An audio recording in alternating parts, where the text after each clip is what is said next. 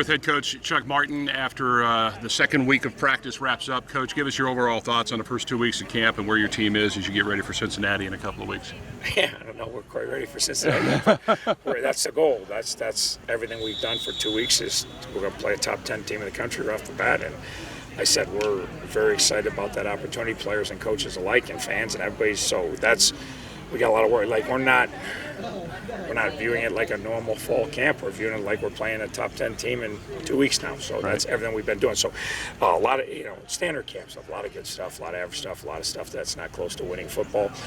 We played a lot of football Thursday and today, a lot of football, and getting a lot of good tape. So offense continues to have to be more physical. Inside, outside, and on the perimeter. We said whether we're running routes or we're blocking someone, we've got to continue to be more physical.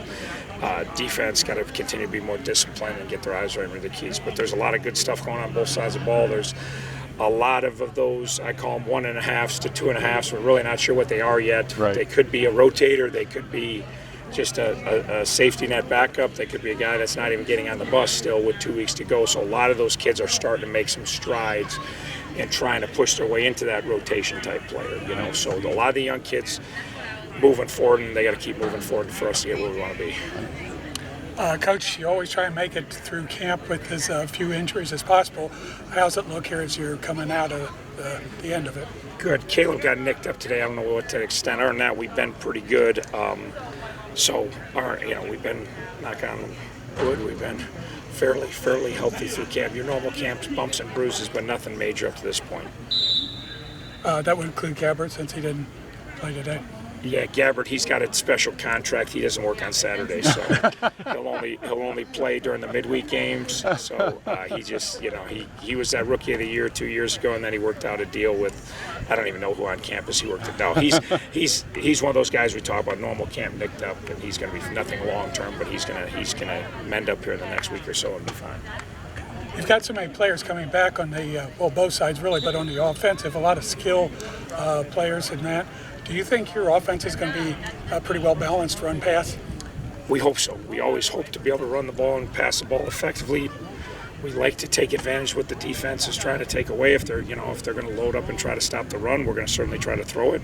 If they're going to, defend the pass more, then we're going to try to run it. So we'd like to be proficient at both. I think obviously more experience on the perimeter at quarterback and receivers. So I think throwing the ball, we're a little bit ahead of where we are run the ball. We got a bunch of new, younger offensive linemen, but that's day to day too. There's days we've run it pretty darn good and not thrown as well. So, but you would think based on experience, we'd throw it around a little better than we'd run it early in the year, and then we'd kind of grow into being that balanced team.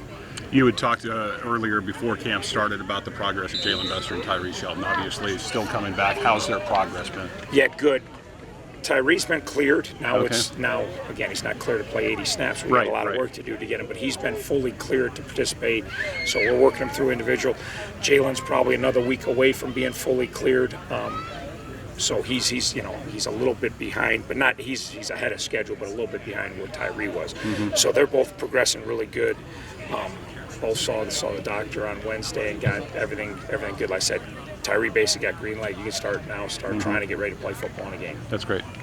As far as the newcomers have come in, either the freshmen or other people transfers or whatever, do you see some of them making it into the contributing a lot? Shouldn't have to with all, you get all those seniors back. Like we're a pretty older, deep team. I would say, up front offensive line, you're talking about guys that are going to get in the two deep. I would say potentially Colby Borders. Colby was here with us in the spring, so totally different when you talk about he's been through spring practice. He's definitely going to be in our two deep. How much he contributes or how much, what part of the two deep is still yet to be determined.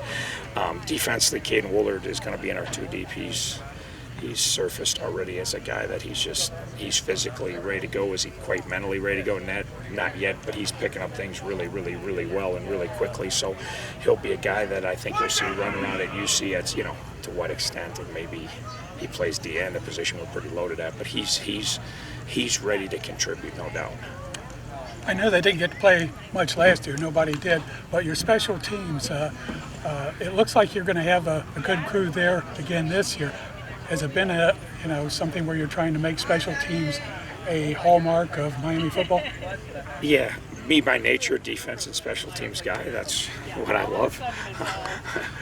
No one minds punting and playing defense more than me. I know other defensive coaches feel the same way. So, but we've been really strong. Obviously, 19 was a crazy year where between Mo Thomas and our kickers, punters, and long, like it was as good as it gets, and obviously it was a huge factor in us have success. But we felt like even though we lost Mo and Krabs and Kramer and Slow, we really, and I know it was a short sample, but we felt like the 3 games we really performed pretty solidly on ST.